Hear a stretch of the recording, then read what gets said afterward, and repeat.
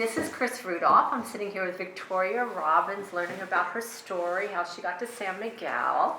So, Victoria, start us off at the beginning. How did you get here? How did I get here?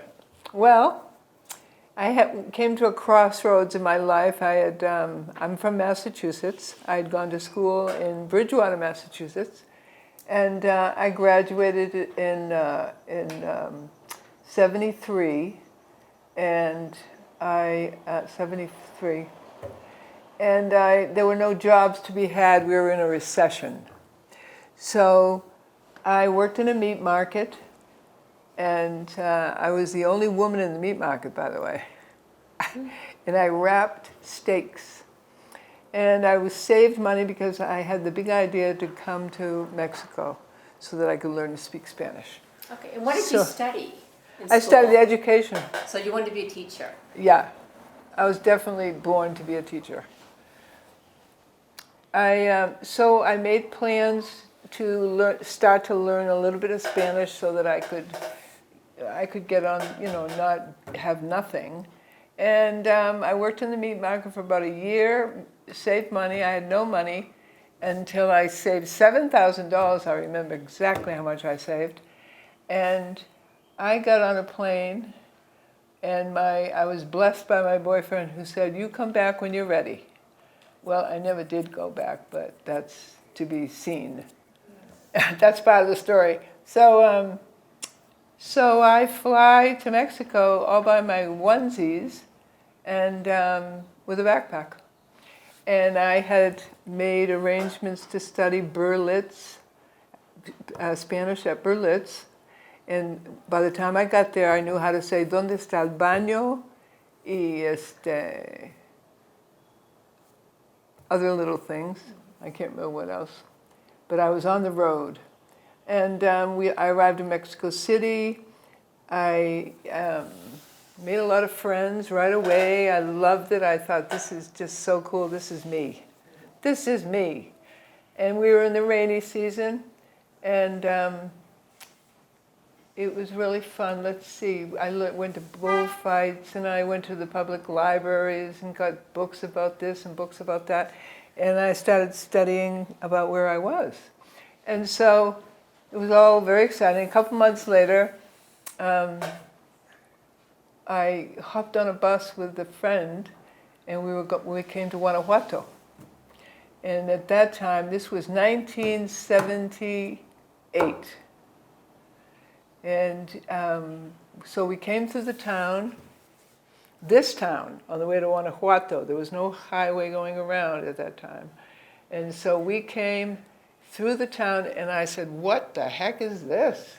It was so beautiful. It was such a little pueblo, and there were no cars at all. And it was a mountain town, and so I was very, very intrigued. We went on to Guanajuato, and I thought that was great, but I kept on thinking about San Miguel. Mm-hmm. So I announced to her that I was going to get off in San Miguel on the way back. And she said, "Why would you do that?" And I said, "I just want to check out this place." Mm-hmm. So I stayed. I stayed in San Miguel. I went back and got all my stuff in Mexico City, and got my money back from Berlitz, where I had been studying Spanish. And I told the guy that I had to be happy, and if I would be really happy to give me my money back. And so, because I fell in love. You fell in love? I fell in love with this town, San Miguel de Allende. So I came here. I, had this, what happens to most people when they come here. I had Montezuma's Revenge, and all by myself, and I started to feel afraid. I said, "Oh my God, my mother doesn't know where I am. I can't die." But I just thought it was the greatest place. There was a place at that time called Café A Go-Go, where I had café con leche in the morning, and I had huevos rancheros, and I just thought I was in seventh heaven. I got over being sick, and I signed up for for classes in Spanish at the Academia. The Academia still exists, and at that time it was run by the original owner, who was Carmen Masip, and Jim Hawkins, her husband. And so I signed up there, and there I was. In this little town, nobody knew where I was, not my family or friends yet, because postcards had not arrived yet. And there were no telephones, of course, except for the casetas. The casetas, right? And so at that time there were, I would say a handful of casetas. And these are public telephones. These are public telephones where there were no cell phones. But there were always lines. But there were always lines. Lots of lines. So one of the things that was extraordinary was here I was thinking that nobody knew where I was, and I had friends who had, when I graduated from college, we all briefly thought, should we go into the Peace Corps? Or should we travel? Or should we do this or that? And of course I made my choice to come to Mexico, but some of my friends made choices to go in the Peace Corps. And so as it turns out, 2 of my friends went to Iran, and one of my friends went to Colombia, and that group of people, plus their wives or husbands, unbeknownst to me, were in a van coming up from Central America, and we're going to stop off in San Miguel de Allende to look for me. And they found me, which was astounding. This van pulls up, it has Colombia plates on it. Colombia, South America, Colombia. And it has, and I see this car pulling up beside me on reloj. And I went, oh my God. And it was all these people that I know, that I graduated with. And, hey you, hey lady, they say. And so it was just my whole feeling of I'm all alone and nobody knows where I am. There they were, that they found me. And so I said, I can't talk to you guys right now. I can't breathe. So they were staying at this Siesta motel, which was down by where City Market is now, actually. And so they were staying there in their van and everything, and they said, "What do you mean? You just get in the van." I said, "I can't. I just can't breathe." So that was really interesting to me because I couldn't reconcile the 2 worlds. You know, I couldn't reconcile the real me being in this place and then these people arriving. It was just, but did they come to take you back? Yes. But you didn't get in the van. No, but they forgave me. Somehow I found them, I can't remember. And so then the people at the institute where I was studying, which was the Academia, studying Spanish, convinced me to look for a job if I was a teacher and I was serious about staying, which I was. So I got a job in Querétaro at the JFK, John F. Kennedy School, bilingual school, and they gave me 4th grade, which was really difficult because I didn't speak any Spanish and they didn't speak any English, and I had to teach them English, and I didn't know how to do that. So I got sick. No, I got amoebas in my liver, and I had to take some time off. So around November it was, I had to take time off to get better. And so they took me out of that job, and when I was better, they gave me a new job working with the secretaries. They had a program for bilingual secretaries, and that's where I just fell in love with teaching English. And I taught English, and was very successful, and people thought I was great, and it was great. And so that was a great job. I worked there for 2 years. And then you went on to the university, correct? Then I went on to the university at night, and then after 2 years, I left that job, the JFK job, John F. Kennedy job, the bilingual secretaries, and taught at the University Autónoma de Querétaro and taught English. And there, I had a boyfriend. And so I lived in San Miguel and took the bus every day to work, and that was a long haul. And but I kept that up, and little did I know, my life was about to change. So where am I? That job, I loved my university job. But then one fateful evening. Yeah. Okay, so then I had my boyfriend, and after about a little bit of time, I think it might have been half a year or so, I was living in San Miguel and he lived in Querétaro. He would come to my house on the weekends, and that was that. And then one night I met Frank Bravo from Caracas, Venezuela. So How did that happen? I met him in Mamma Mia on Umaran. How did that happen? The news got around town. You know, there were no you couldn't advertise anything, but you did know what was going to happen. So, for example, you'd bump into so-and-so in the Jardín. The Jardín was where if you had news or you wanted to see somebody, you just stayed there for about 5 minutes and you'd see everyone and you'd be able to tell everybody. So the news got out that these Venezuelans were in town and they were going to perform a skit or a series of skits. And so I heard from Mamma Mia, the crowd in Mamma Mia, this is what's happening tonight. So I went with my roommate, and my boyfriend did not want to go. So too bad for him, as it turns out. No.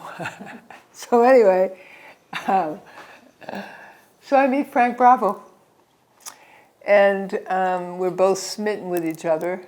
Tell us exactly how you met, though. So we walked in, and he jumped on the table as soon as I sat down, which is the kind of theater that this group did. They would interact with the audience and see what happened and what someone said and kind of take it from there. And it was sort of just that, I forget the name of it, but that's the kind of theater they did. He jumped on, he said, "Oh my God," and I went, "Why is he saying 'oh my God' to me?" And he was quite cute, actually. And I was really nervous because he was looking at me and talking to me, and I just said, and I don't know, I couldn't speak. And so my girlfriend, who hates Mamma Mia, said, "I'm getting out of here, do you want to come?" And I left. We left. But after about 5 minutes, we came back because it was more interesting there, we decided, which was odd. Because she didn't like the place. So when I walked in, I met Frank. And he was waiting at the door, He was right in the doorway. And so he said, "I forgot to introduce myself." And so I want to introduce myself. So I'm Frank Bravo Morales from Caracas, Venezuela. And I said, "Muchísimo gusto. I'm from United States, from Massachusetts. My name is Victoria Robbins." And so then everyone was leaving. At that time, it was quite, probably it still happens, but there was a Mamma Mia crowd, and they would go from Mamma Mia to another restaurant, all-night bar called the Hoja Seca. And so everybody decided to go there, and I gave Frank a little, I'll piggyback you down the hill. So he jumped, and I piggybacked him down. And he subsequently told me that was the straw that broke the camel's back. No, that was the reason that he fell in love with me. And why? But you also, why do you say, "Oh my God," when he jumped on your table? Because he then told me that a couple days later, he told me that he had seen me during the day, that very day that he met me. And he thought I was a very interesting person, looking person. And so as it turns out, he fell in love with me and I fell in love with him. But we didn't get together for a while because he was working in Mexico City. Then we got married a few months later. We got married in San Miguel. We had our reception in Mamma Mia, and it was just romantic and wonderful. And he left for Puerto Vallarta to work a gig that very night. And he was also a musician, right? Yeah, he was a musician, exactly. He played the cuatro. He was actually a musician probably before he was an actor. Siempre en su casa presente están el bodeguero y el cha-cha-cha. Vente a la esquina y lo hallarás, y atento siempre te servirá. He had a group when he was 9. He had a group in Venezuela, a little rock band, when he was 9 years old. And when he was really little, about 5, he used to sing on the radio because he had an extraordinary voice for a little kid. And he used to sing, Granada,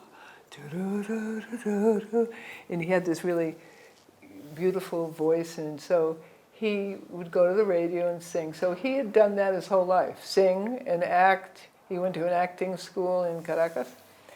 So he had a gig all planned out in Spain, but he canceled because he met me. And that was so we met in November and we got married in June, and he was supposed to be in Spain in, I think it was January or February. So he didn't go, and then we got married, and then we went to visit my parents in Massachusetts. And so what did your family think about your marriage? They thought, no, you're too young to get married, and we don't know him. How old were you when you got married? I was 25. Yeah. So anyway, we did get married, and they fell in love with him when they met him because he was extraordinary. And then we went to Caracas and lived in Caracas. So when we got to Caracas, I found really cool jobs, and one of them was something that I didn't expect, which was they hired me to teach mathematics in this high school in this sort of the hills of Caracas. It's really a beautiful, beautiful city, and they hired me, but I had never taught mathematics before. But they called it the zoo class, and so the zoo class needed a teacher, and I was helping these people.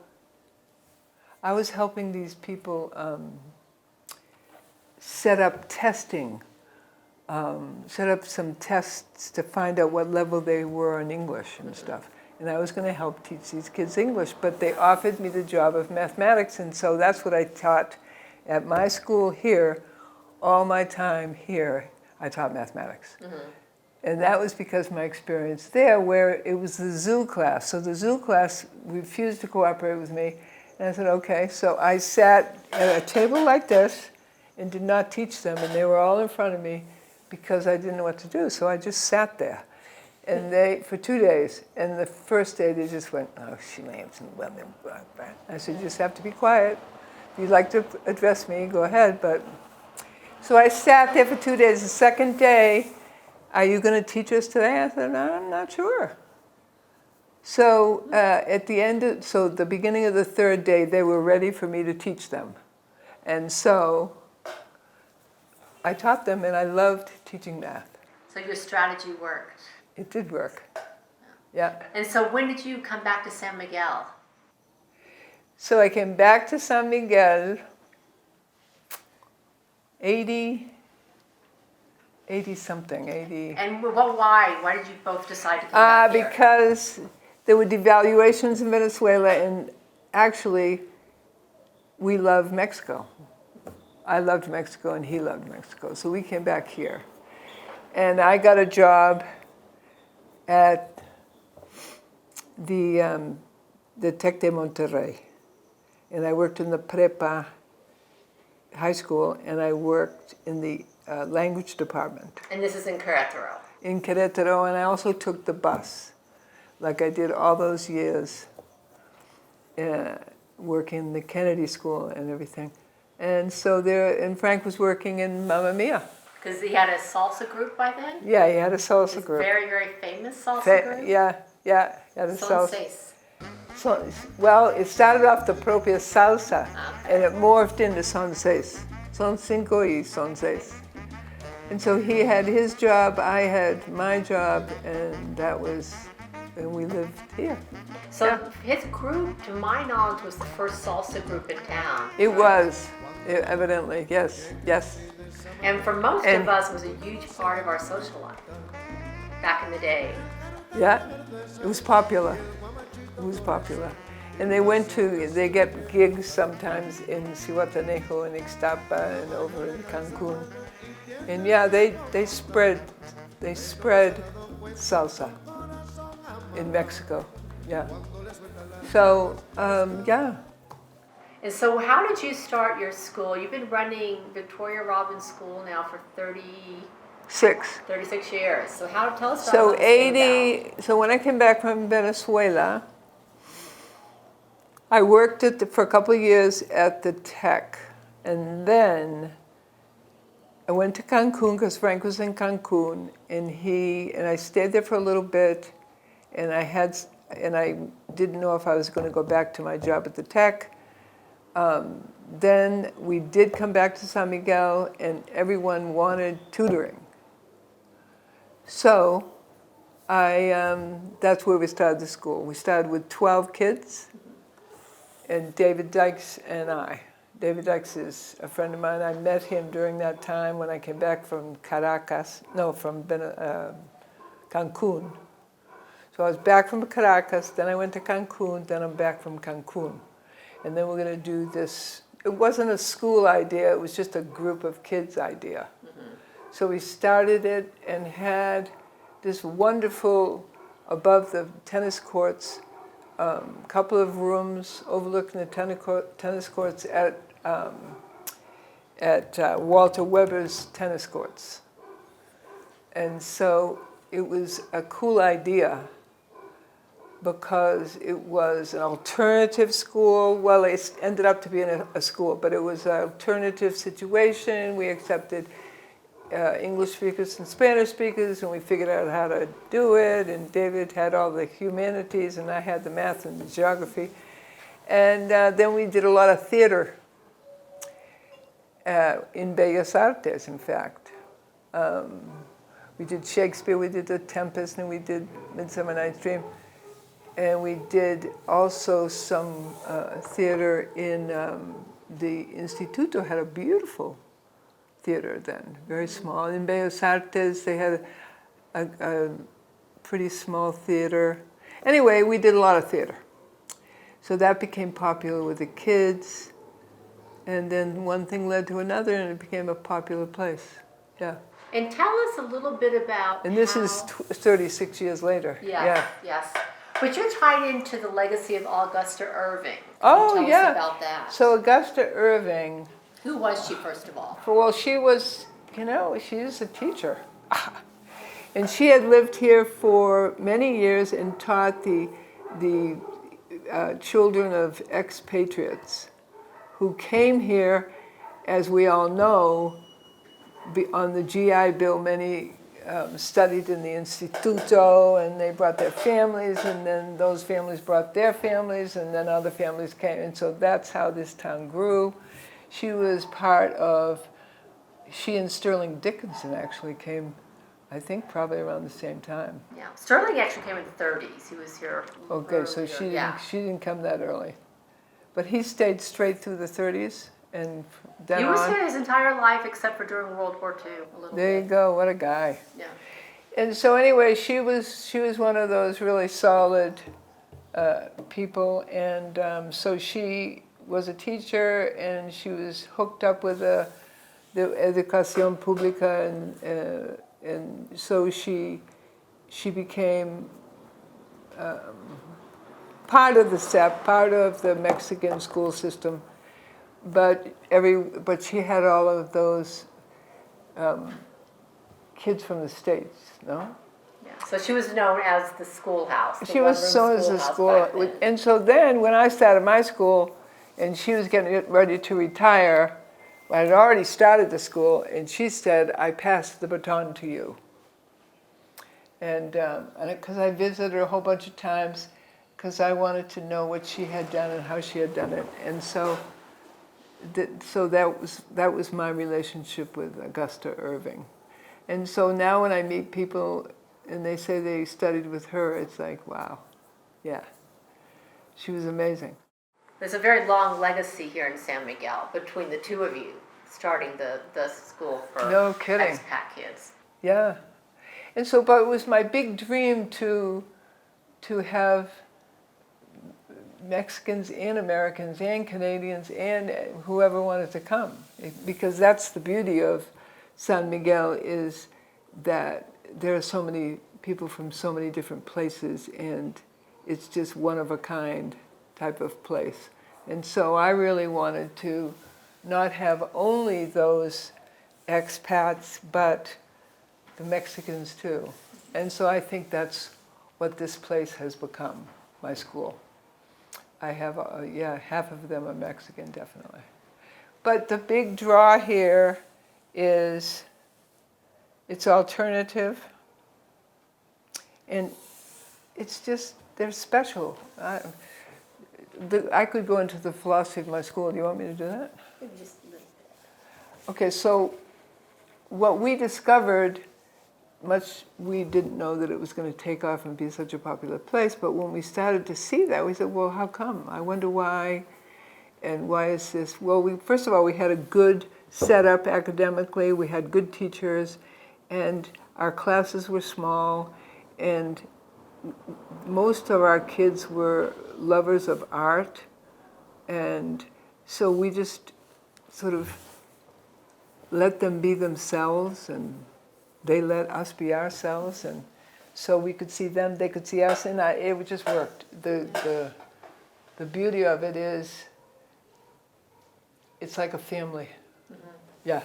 And I know a lot of your students through the years, and some of them have done very well for themselves. I think you have a very good success rate.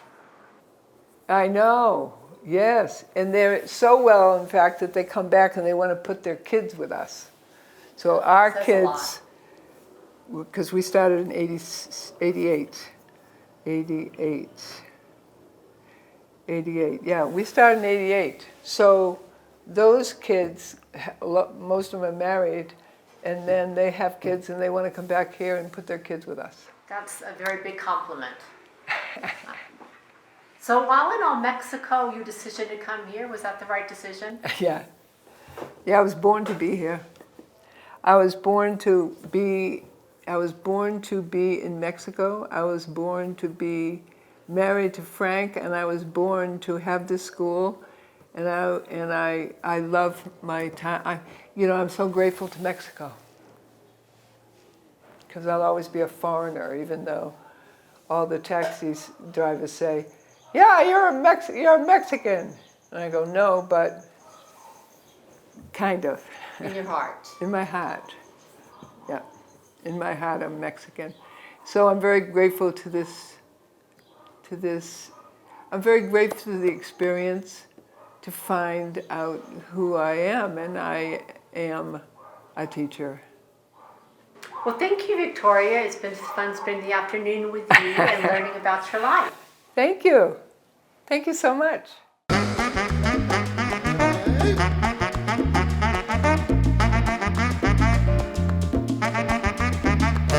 Yeah.